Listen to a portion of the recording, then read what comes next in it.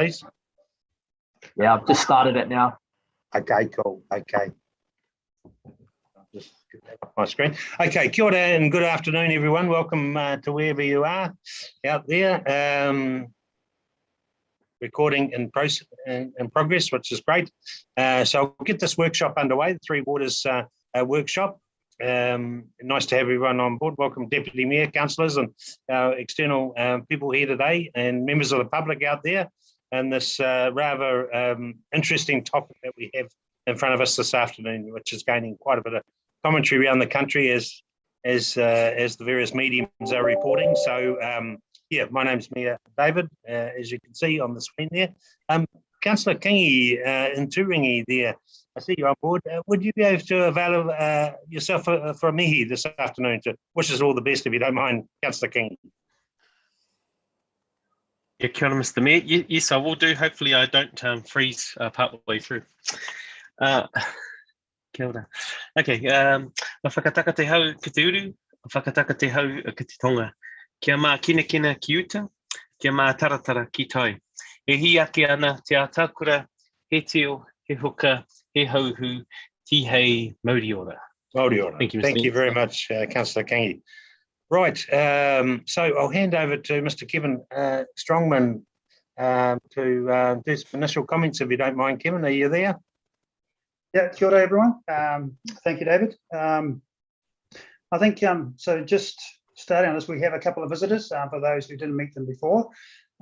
We have Paul Blair, and I'll get you to give us a wave, Paul, so you know which one we are. Yep, and Paul's joining us and has been very active in the Entity B area, and work with Solgrim as well.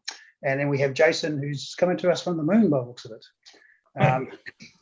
LGNZ Deputy CE here as well. And so they're the main two guest speakers today. I'll get them to introduce themselves a little bit on when we get through. But what I thought we would do is just take a very quick recap of where we've got to, and leave most of this time to questions and answers through Jason and Paul. And Peniel's got some work there as well around the report that you will be seeing at the end of September.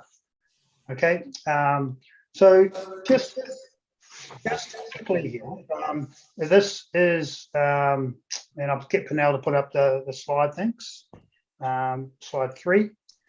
And something we are trying here is we will just share the screen intermittently, because we like to see the entire gallery through questions. So I'll talk to this briefly.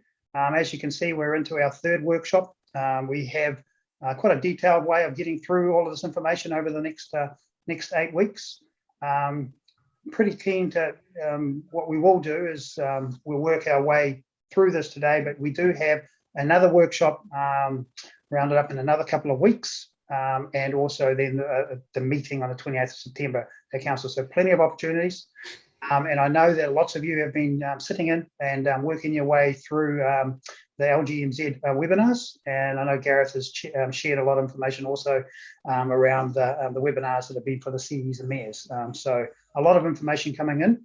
And the key one for us next is the iwi hapu water reform hui, which is for next Tuesday, which is the 14th.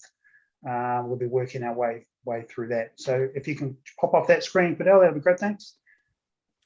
And then this one here is just a highlight, and particularly for those that are joining us from YouTube.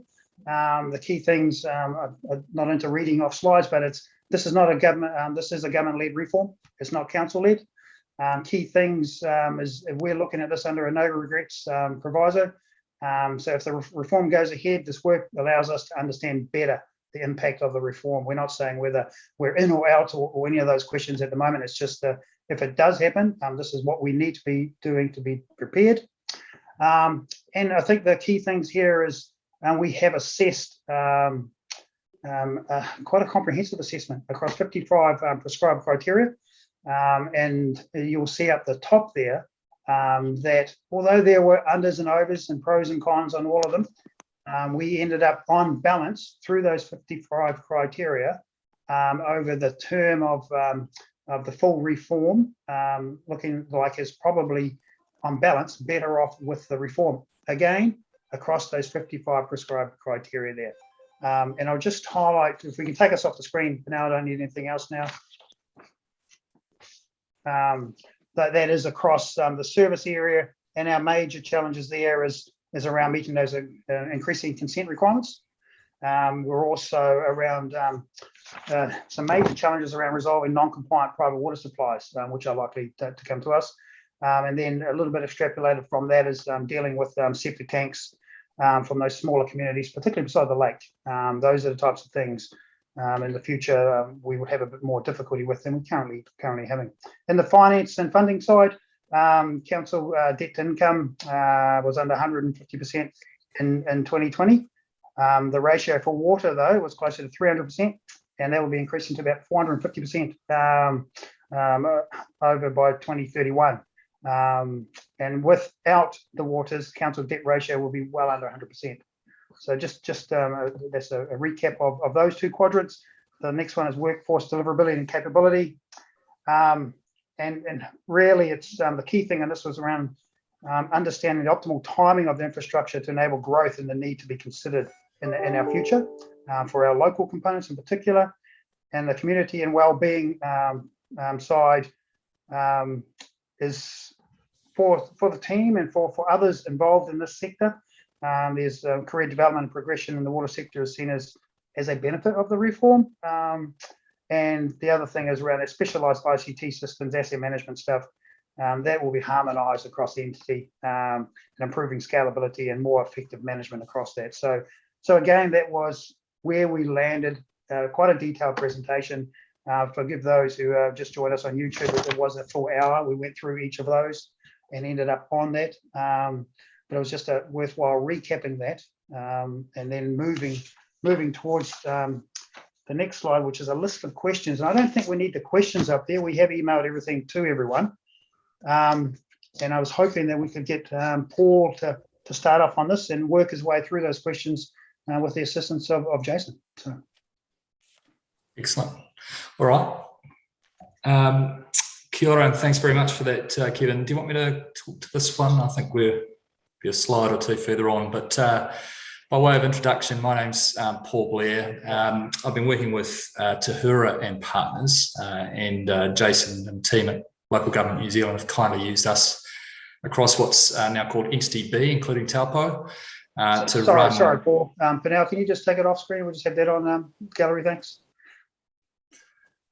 Saying, so we ran that balanced scorecard approach that Kevin has just gone through, and really that was an attempt to take an awful lot of factors that councillors and the community have to think about and to try and hone it down into a few key questions.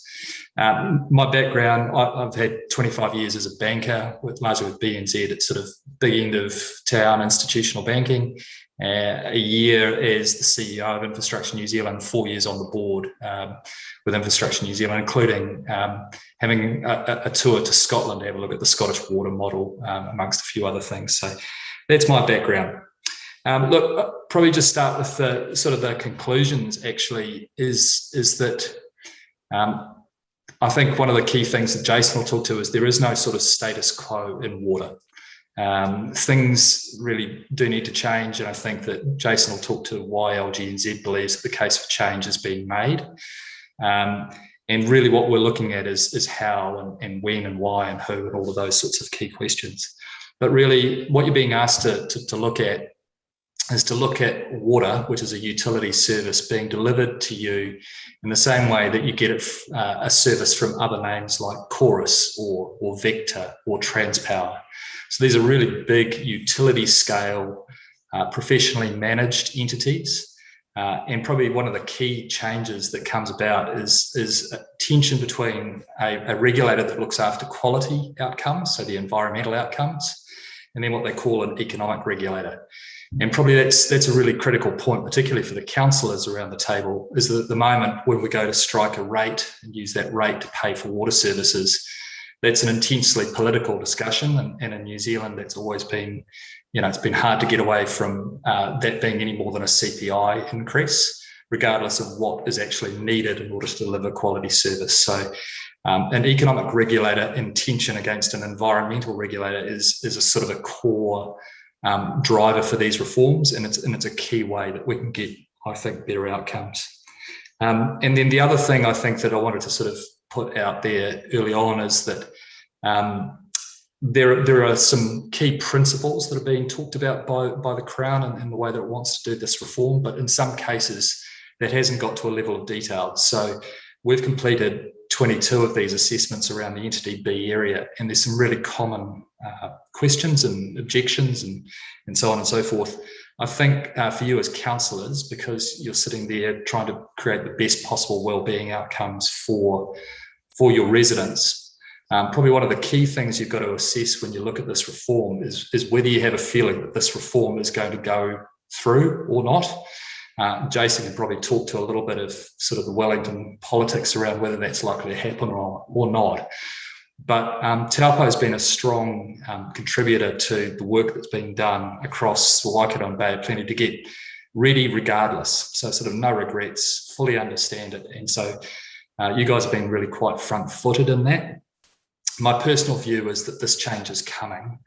And so if this change is coming and you're well prepared, then I think regardless of whether you sort of like the reform or not, one of the best things that you can do is take those areas that you've got the least comfort over or most concern over and turn it into, well, what would work better for our constituents and the community.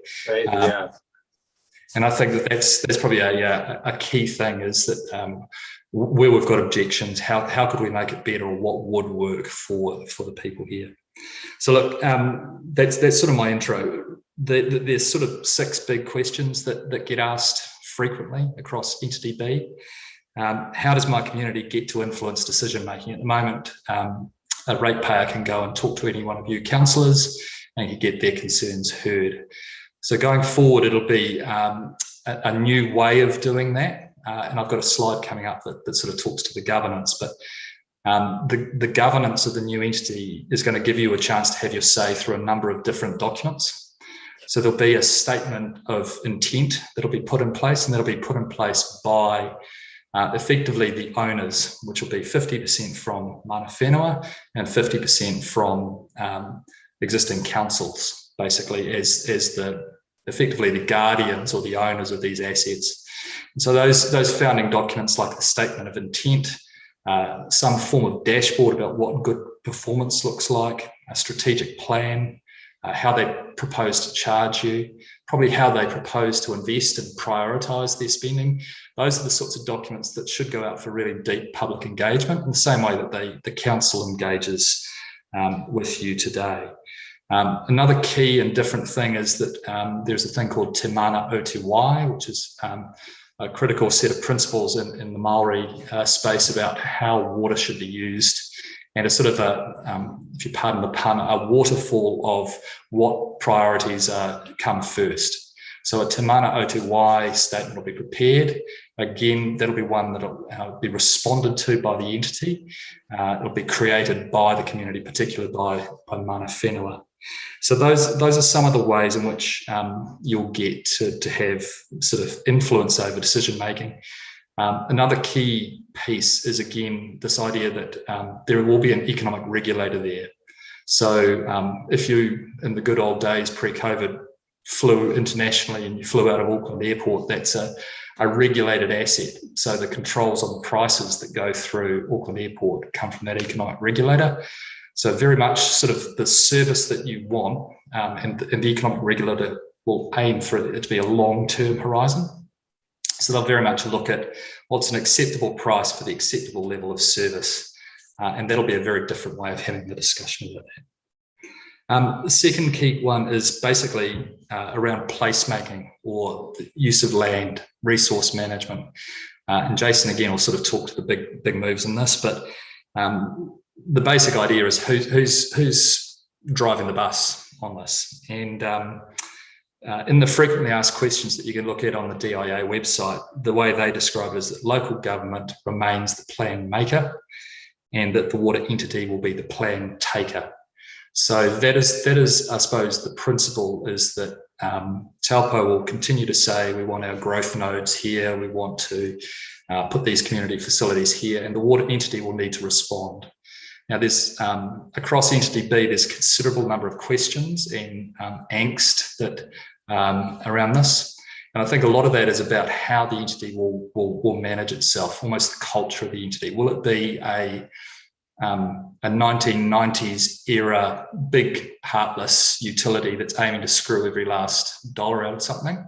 Or will it be a more modern public benefit entity that will be balancing all well-beings in the same way that you have to balance all well-beings? So that's probably a key point. There's questions around how this iwi co-governance model will work and how it'll work in practice. And part of that is that entity B is probably the area that's richest by number of iwi, hapu, Maori trusts. We've got an absolute rich diversity of Maori interests and entities across entity B.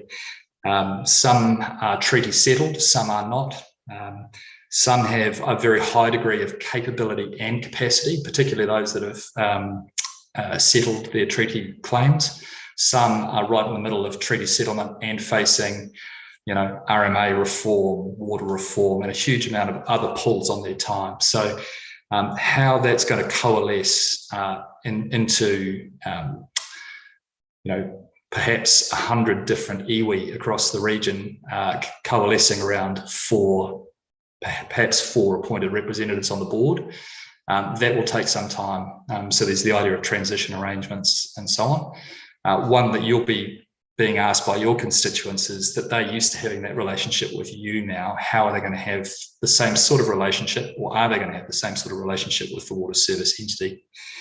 So there's a number of questions around that. A key question, particularly from the smaller councils around entity B, is about how they get investment prioritisation. There's a lot of fear of, the bigger town up the road getting all of it, or all of it going to growth.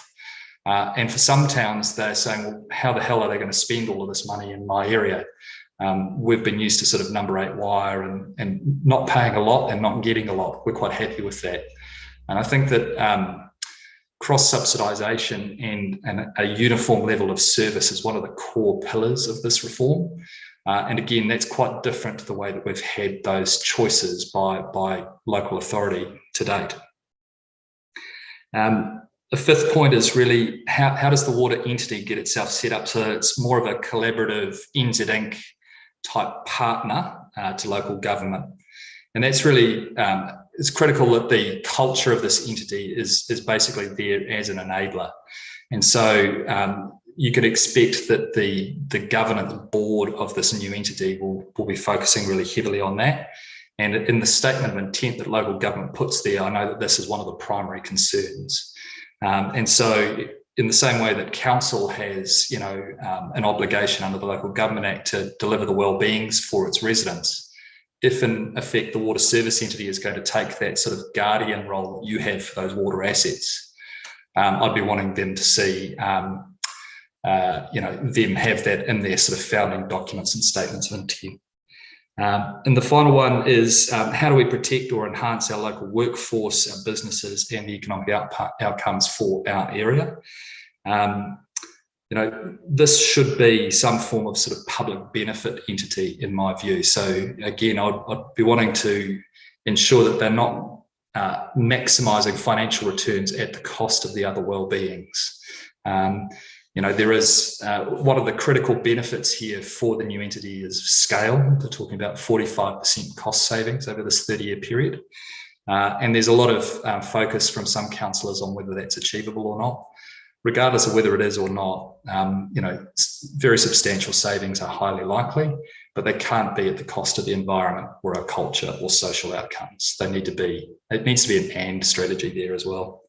So look, those are sort of the common questions. I'm happy to take any questions from you as you go through before I'll pause there before we look at the governance of the entities.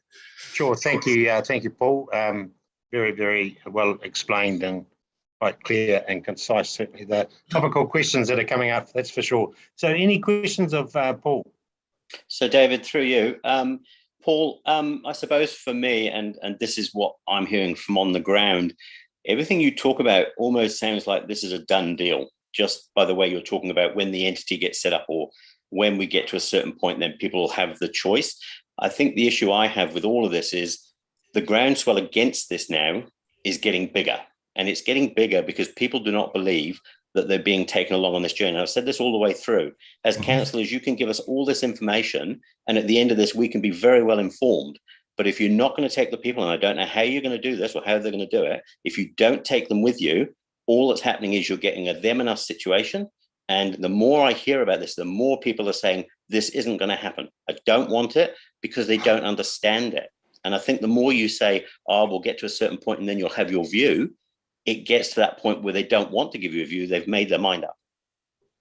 Might do a tag team with Jason on this one, because I think this gets to sort of the beltway politics in Wellington. I actually agree with you. We've been with Taupo doing preparation for water reform since about September last year. And one of the critical things we said at the start of this is probably about the most strategic change that's happened in local government in 30 plus years. And that generally when reform like this happens, you actually need to have both leaders and particularly storytellers, not in the fairy tale sense, but basically outlining the case for change and tailoring it to those communities.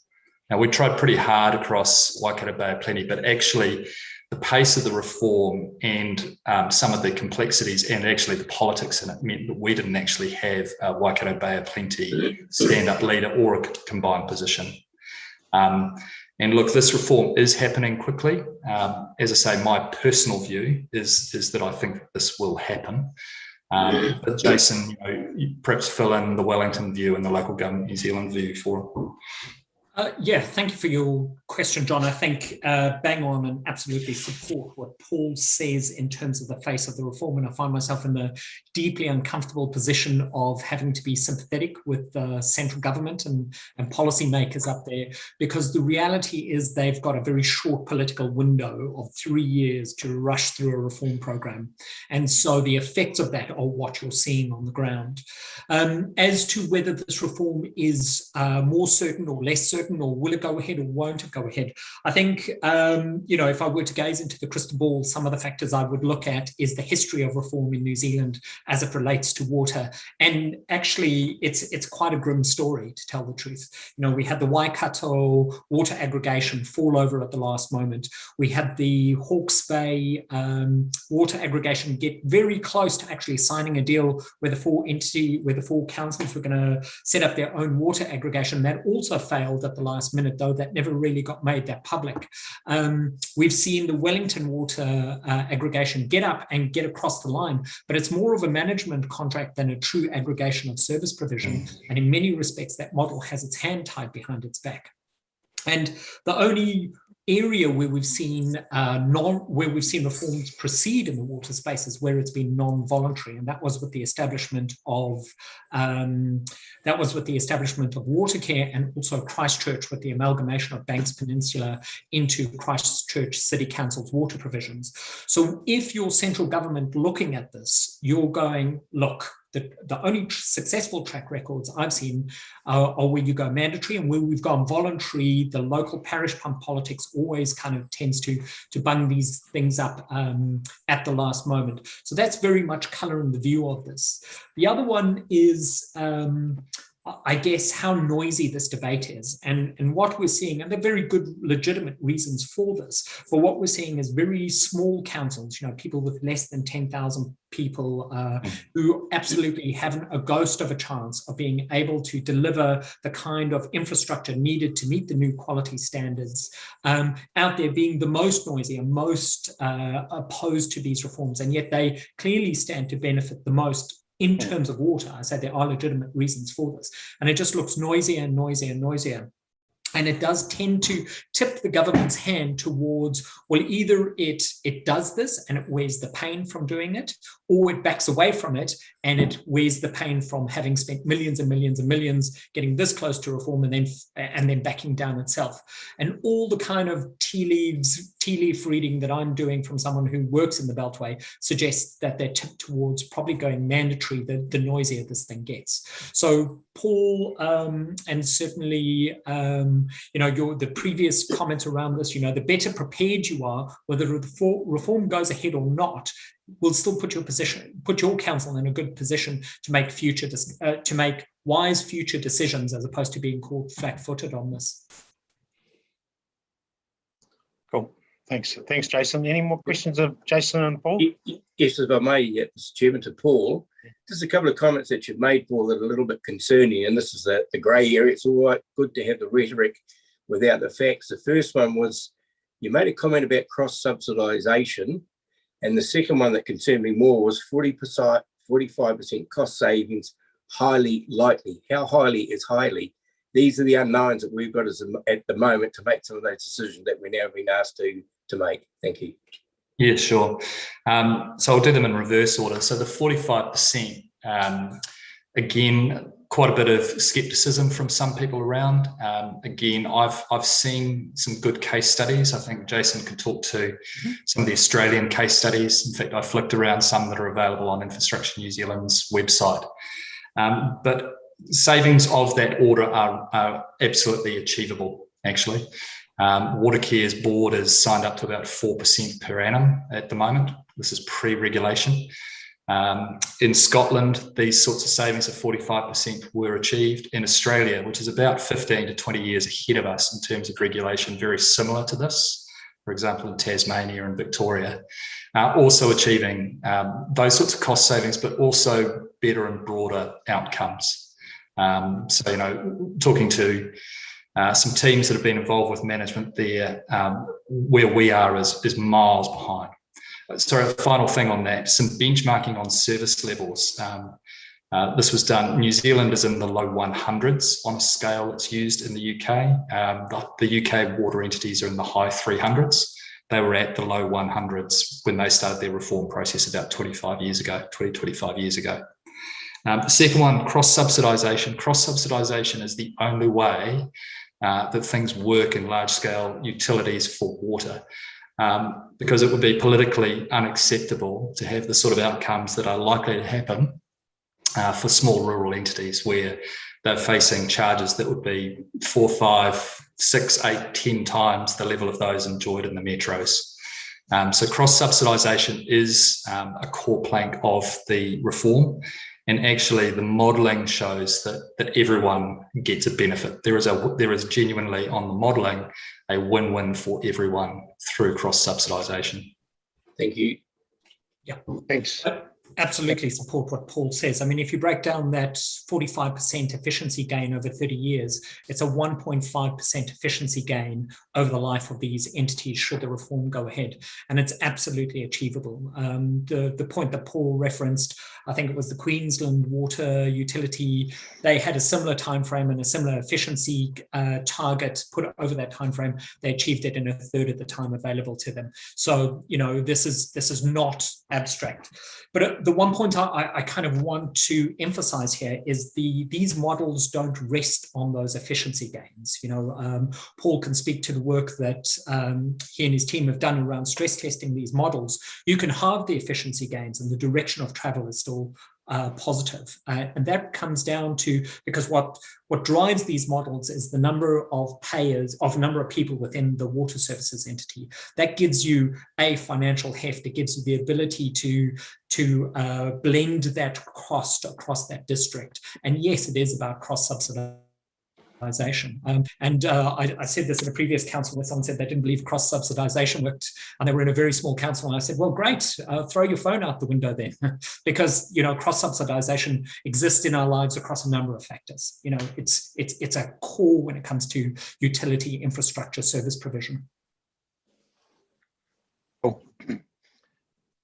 Okay, Jason, do you want to carry on with your view, or Kevin, back to you? Yeah, I think there's just Panel's got a slide there for Paul, and he talked a lot about it. Whether Jason and Paul want to just anything else on it, this is the slide that Paul was talking to. Okay. And it was probably one of the key things from this workshop is just to understand that and the part that that we play in this space. So I'll leave it up to you, Paul, Jason. Yeah, I think I have talked to this at some length, but the critical thing for local government is, if you see at the top left there, you become the guardians, the owners, remain the owners of the assets. But how you do that is through this regional representation group. You get together as entity B and you decide who is going to go onto that group to then appoint and monitor through an independent selection panel who will be on the entity board. Now, you've got your treaty partners there in lockstep. So mana whenua have 50% of the votes and local authorities have 50% of the votes. And again, a core point is that this entity board will be a competence-based board. These are going to need to be highly skilled people. They're going to have a significant level of understanding of Mātauranga Māori, tikanga and te ao Māori views. That's going to be a core competency there. But even more than that, they're going to need to handle the competing priorities that you guys juggle for communities across all the well-beings and being between two brand new regulators, Te Amara ROI, the new economic regulator, a consumer body. This is not going to be a regulation light type environment. So you're going to see some quite heavyweight candidates going on that entity board. And on the right-hand side David there, here, sorry. Yeah, sure. Here, David here. Hey, so that top left-hand box, it cannot be stacked by, say, people from Hamilton or something like that. So it's straight competency. They'll go for an interview process, all that sort of carry on. Oh, absolutely. Yeah, no. So first of all, for Taupo, for example, there are 22 local authorities that will need to get together to define perhaps 4 local authority representatives, and then they will appoint through an independent selection panel the board. So it really is going to, and you will have legal obligations to do, the best thing in that process. It'll be highly transparent, same way that local government is transparent today. Probably one of the critical things that will come through a reform of this type is actually, instead of 67 different ways of delivering water across New Zealand, we're going to end up with 4 that are consistent and able to be measured. So there will be an idea of almost a league table that will come through, and that competition, standardisation and transparency does amazing things for delivery of outcomes. So, yeah. Sure, and that's an even between mana whenua and local authority as an even. That's correct. Yeah, so 4 for each, whatever. Yeah. Okay. Yep. Cool. Any questions of Paul on the top row? No. Thanks, Paul. Carry on. So look, I won't say any more other than ratepayers are always sensitive to costs.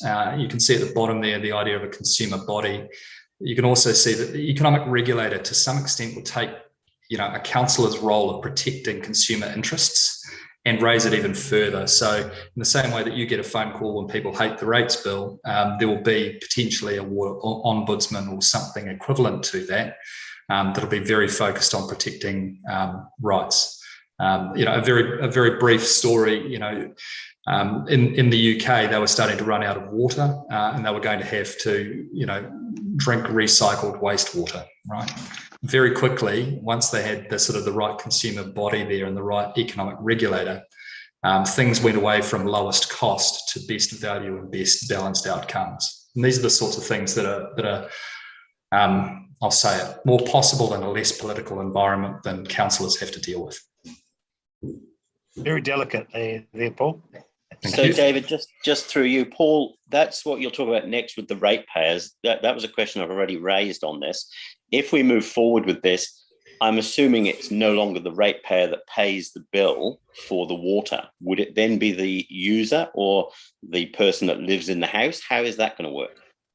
Look, I'm not actually sure. There will need to be a bit of work done on that, because if there's one thing that New Zealanders love to do, it's create different rating schemes. We've got thousands and thousands and thousands of these things.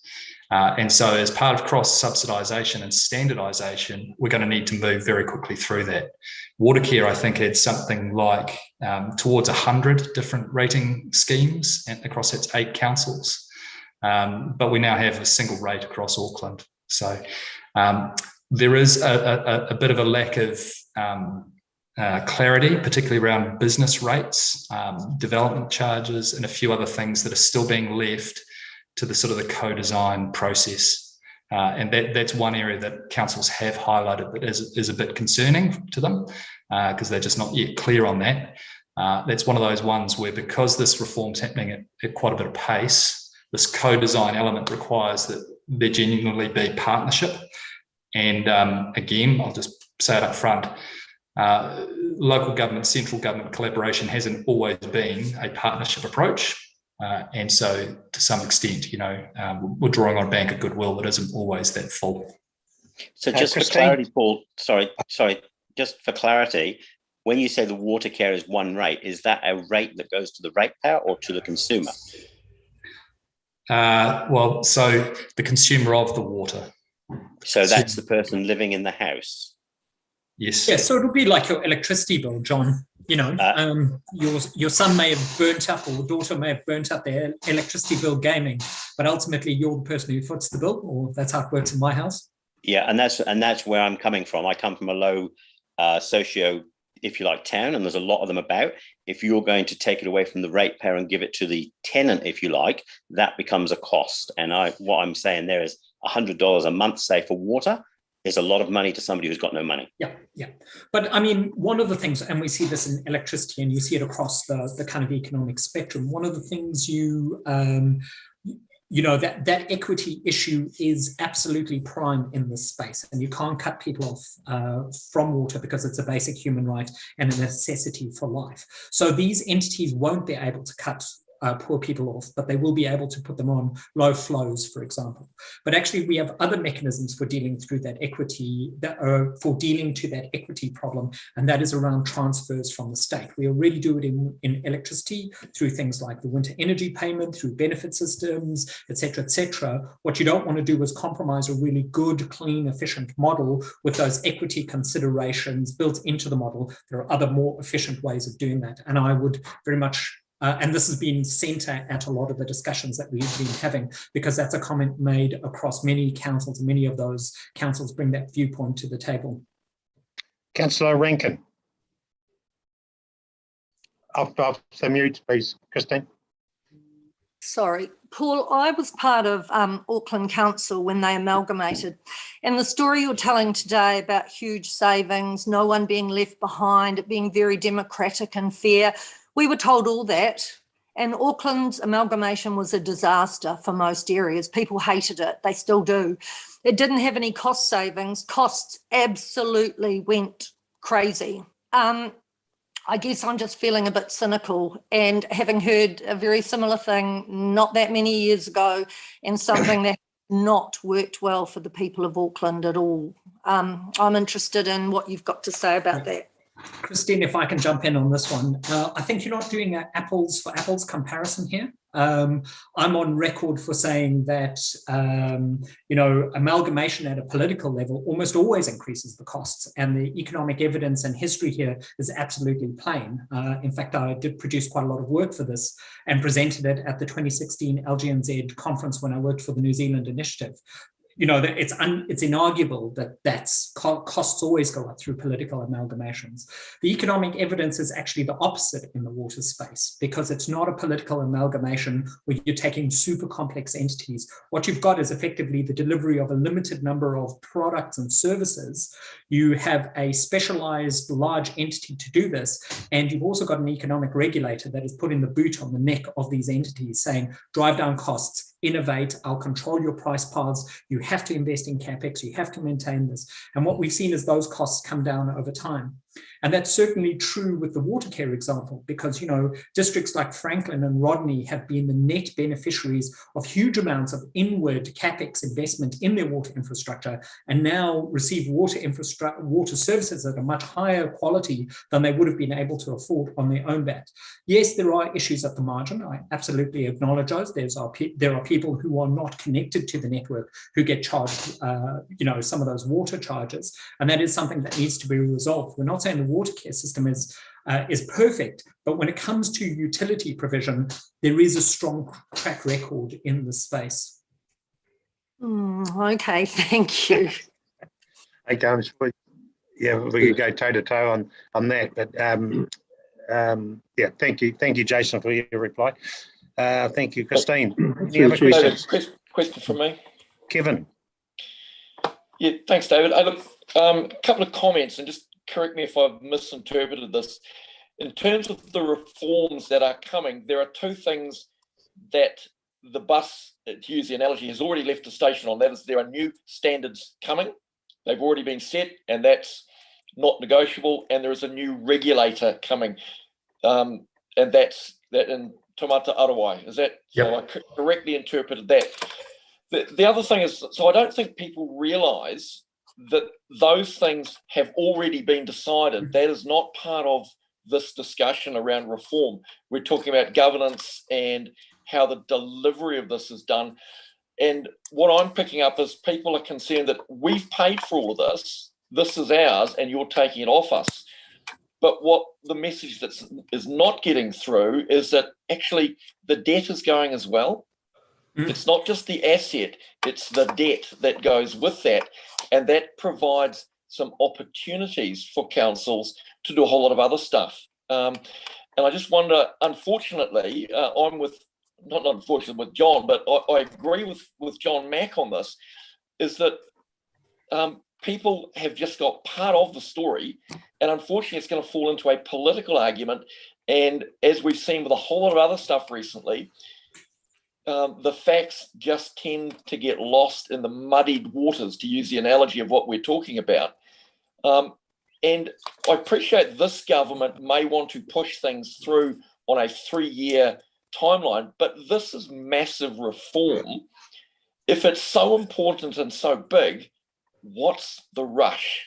Let's do it properly. And if it's only for political expediency, I'm sorry, but that to me does not sound like a good enough reason to disenfranchise a whole lot of people, or to give the perception that they're being disenfranchised. Well, so more of a comment than a question. Kevin, if I can reply to that. I talked about the council track record of getting into water aggregations being woeful. I didn't talk about central government's track record of getting into water aggregations being woeful. I mean, Maurice Williamson tried to do this in 1999 and then lost the government lost the treasury benches, and that put water reform back something like 10 years. And it was only when we got to the Auckland amalgamation that it really popped up again.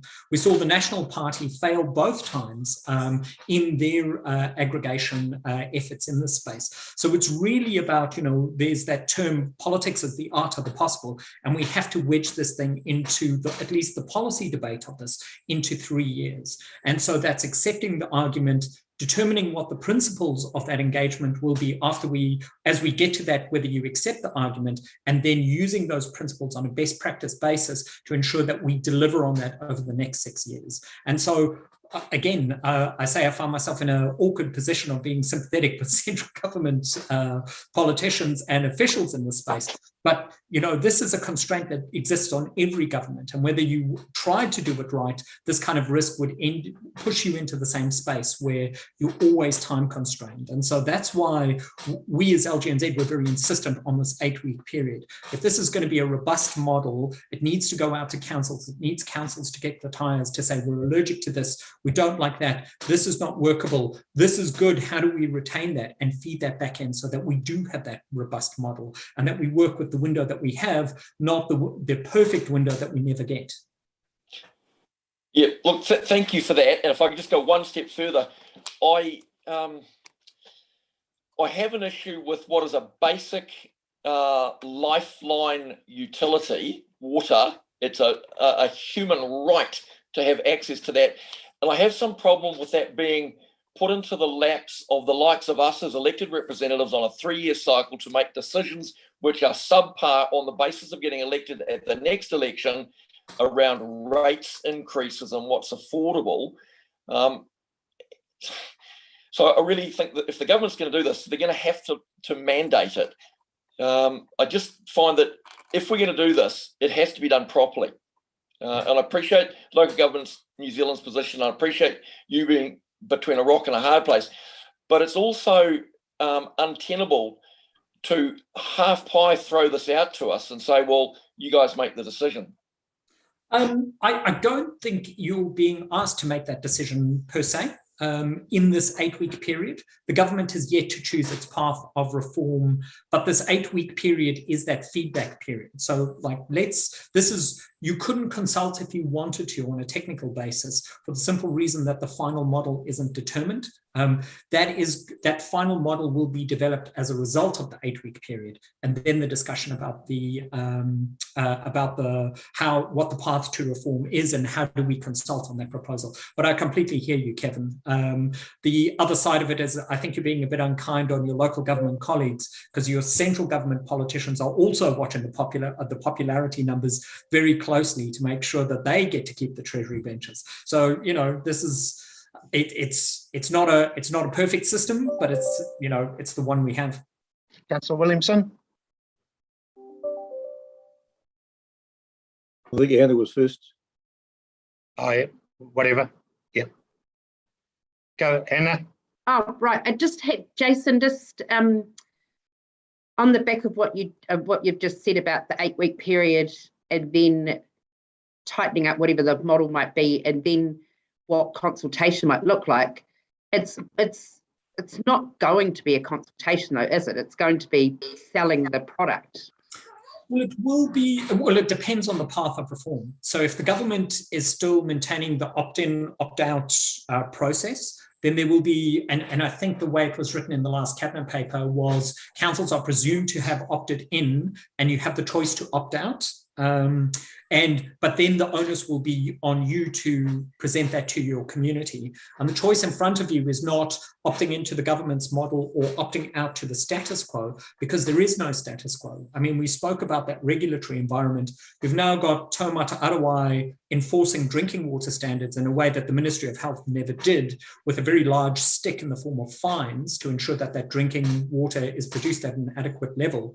But the message to your much loved other regulators in the space, namely regional councils, is you may have chosen, you know, preferred the carrot over the stick approach in the past when it came to ensuring wastewater consents are adhered to and discharge standards and all of those things. Well, the carrot's gone. There's only the stick. And, you know, regional councils have been given their marching orders by Minister Parker and the Environmental Protection Authority. So that's another really difficult operating environment or regulatory environment and imposition that's going to be imposed on councils. And when we look across that wastewater space, that's where the liability lies. I mean, about a 20%, a fifth of wastewater plants in New Zealand are operating on expired consents, some for as long as 20 years. Something like 60% of New Zealand's wastewater treatment plants are going to come up for consent in the next 10 years. And that's where the standards are rising, because they're rising not on a government set standard, but on community expectation. And so that's really going to be a massive cost imposition to councils in the future environment. So it's when that consultation happens, it's going to be on, it's either the government's model or how you are going to meet the costs of this future state.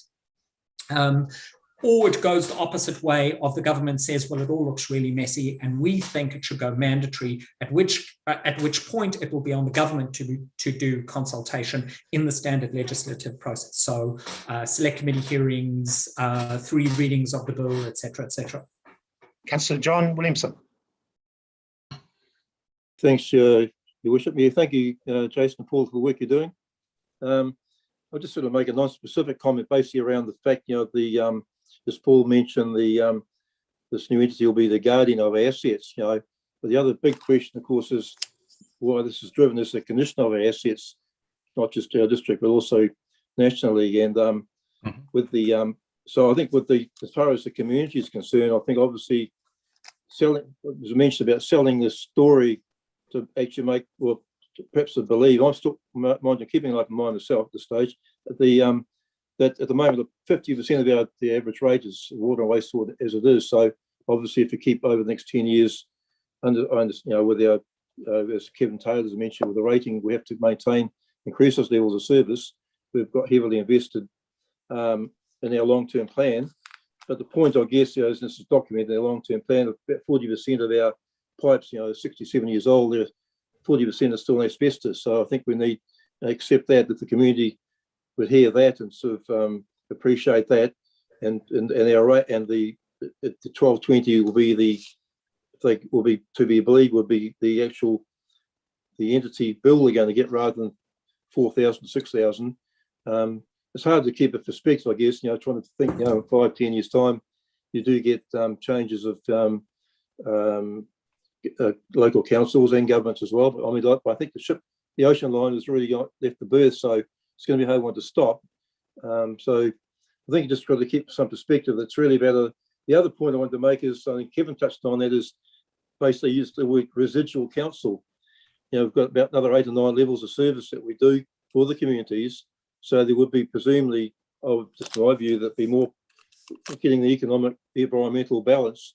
There'd be a lot more we can do in the community with community services and facilities and the like as well. So as long as, you know, notwithstanding that the government, the entity will be taking the guardian of our 50% of our total assets, district assets. So look, I guess there's some relativity what we can do and can't do in terms of borrowing in our financial strategy to do these other levels of service.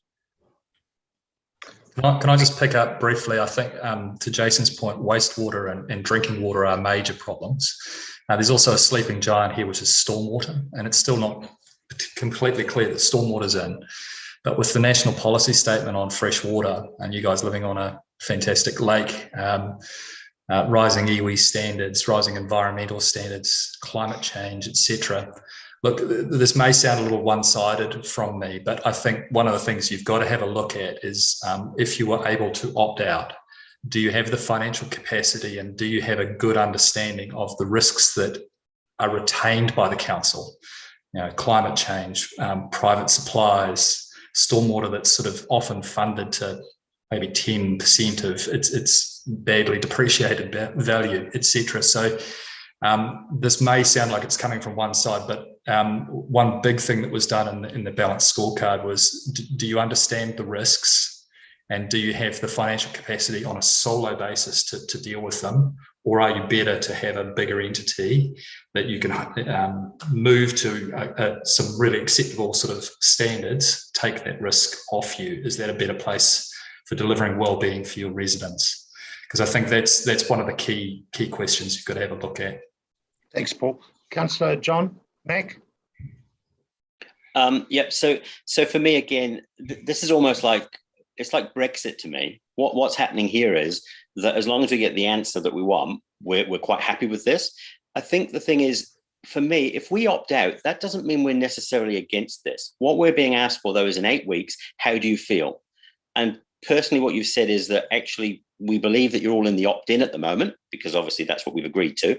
If you get to the end of this 8 weeks and enough people or enough councillors said, you know what, we don't like this enough to opt in, we'd like to opt out, it shouldn't then be mandatory. It should then be, well, actually something's not right here. They may still agree with what we're trying to do, but like Kevin said, they need more information.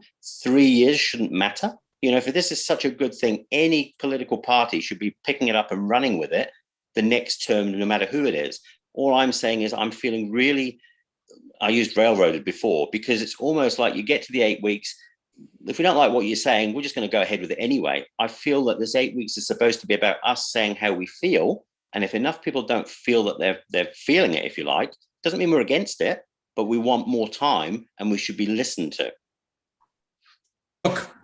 Look, I absolutely sympathise, John. And one of the areas that we're pretty grumpy about is we got to the start of the 8-week period, and LGNZ's position on this has been, and certainly that's how I've run my policy team as we've been in the co-design seat with DIA on this, is we're there to kick the tyres on this proposal, or to use another metaphor, to make sure the ship holds water, because you've taken top-down policy development and matched it with bottom-up operational experience, so that when you get to propose that your proposed reform, it has a ghost of working in the New Zealand system, and we're not developing Scottish water in New Zealand, we're developing Aotearoa water in New Zealand. And that was our role in this.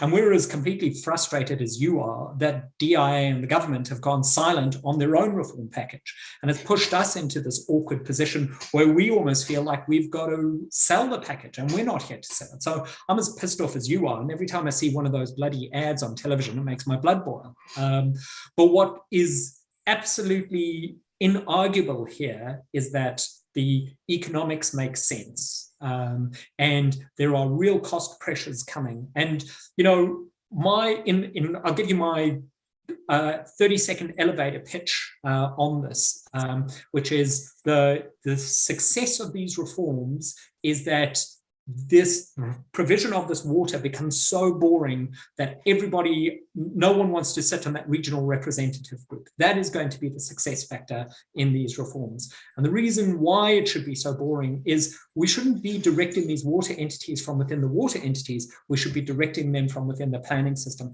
And that's why it's so critical. And the message I sent to all councils is, worry about water reform at the appropriate level, but you should be shifting resources and attention and political advocacy into the RM space, because that's really where your lever is to direct these agencies. In the grand scheme of things, the three regulators are going to make sure that 75% of what these entities do just happens automatically, because they'll have to meet regulatory standards. The part that isn't in that 75% is how it meets growth and community expectations. And that's not determined in the water services entities, that's developed in the RM space. And, you know, when you look at the RM space, what's being proposed on the can looks to cut local government out of the say in favour of more regional institutions. And so that's really why I'm saying to councils, focus on RM. That's the battle to win. Water is one, our success factor is that it's a boring utility service. I don't care about the lines company. I never think about the lines company almost ever.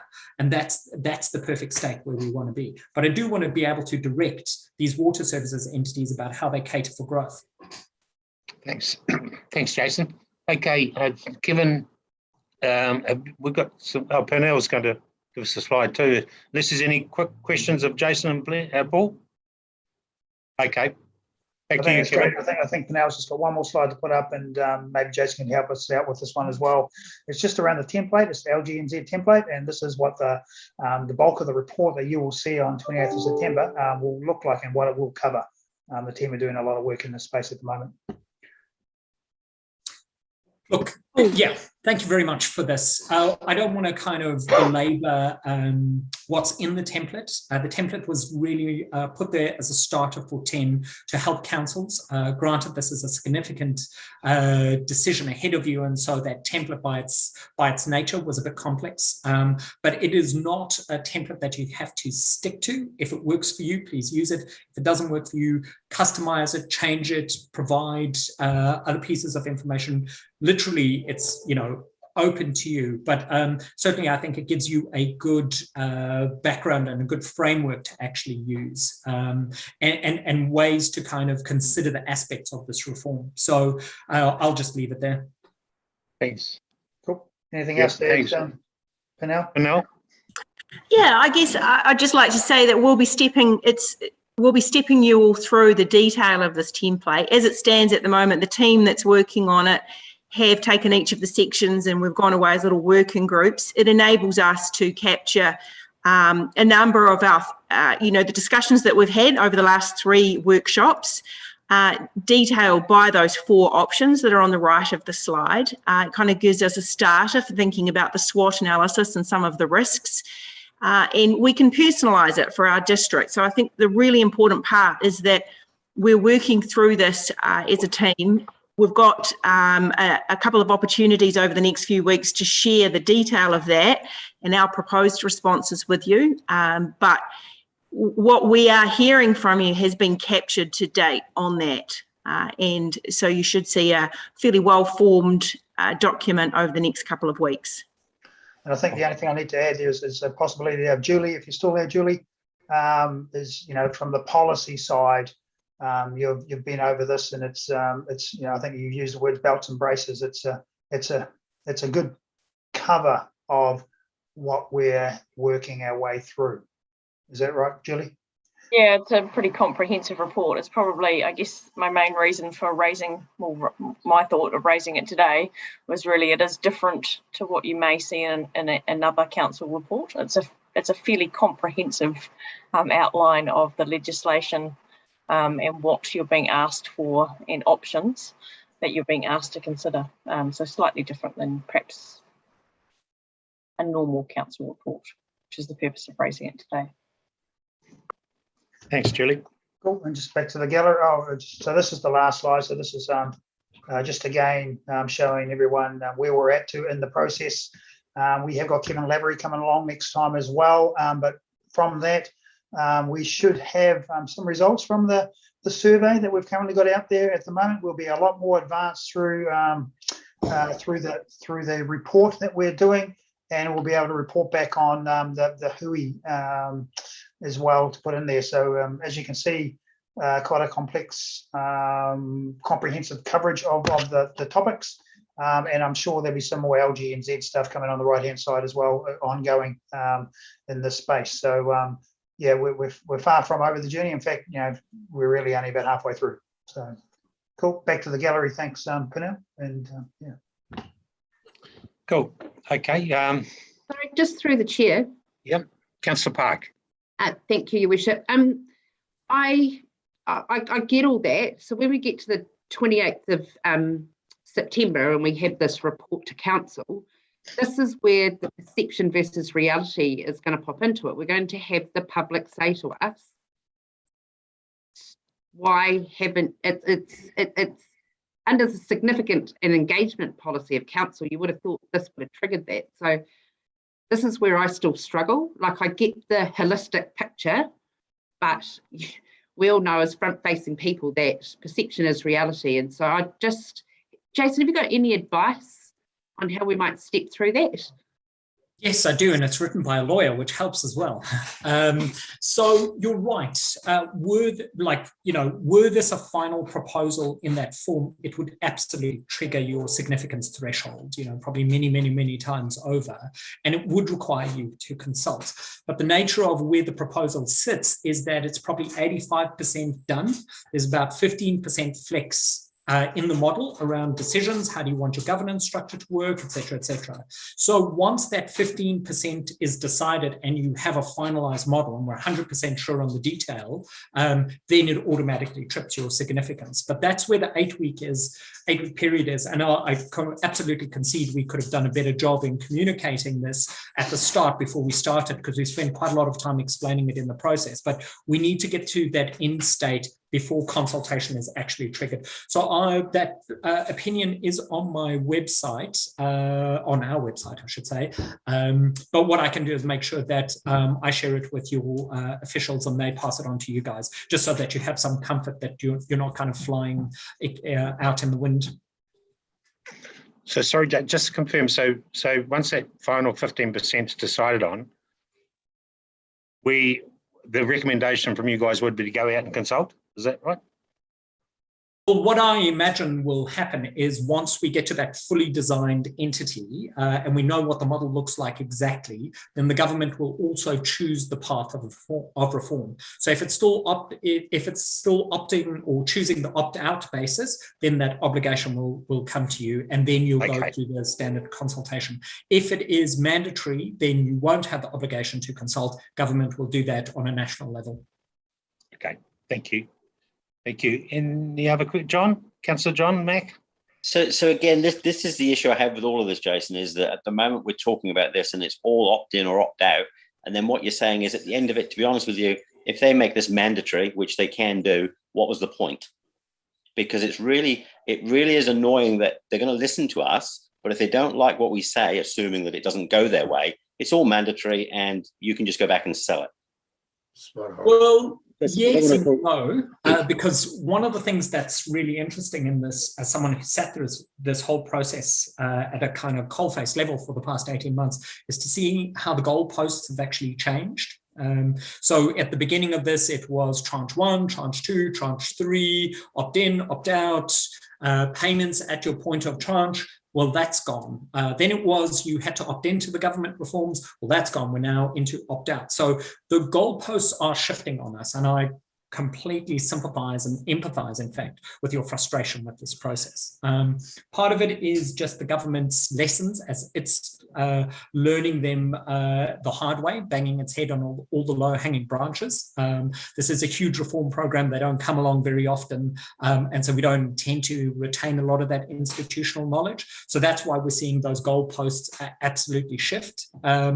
We're giving them as much technical advice as we can, but at the end of the day, cabinet is a black box, and that technical advice goes into that black box, and we have a big question mark about what comes out the other side. We're very much a policy taker in the space, John, not a policy maker, but we're trying to be as influential as we can. Gareth? All I can say, Your Worship, was I think the issue here, John, is that the government's not asking you to opt out. It's not the question they're asking you over this 8-week period. It's around providing any feedback or information that you've got on concerns around the models. So, as Jason said earlier, if they were asking you to opt out, then clearly we would have to consult with our communities, and there's a whole process we have to go through there. But that's not the case. So what they're saying is, as they put this model forward, they know it's not perfect, and that's Jason's comment about it being 15% change, and there's already a lot of discussion going at different levels of the entities around how things could be massaged to try and sort some of the concerns that we're hearing and that the public are hearing. So at this point, that's why they're saying, look, it's not about you making that final decision. What is for sure, and I think both Jason and Paul have made the case, is that the case for change is quite clear. So status quo isn't an option. There has to be some sort of change.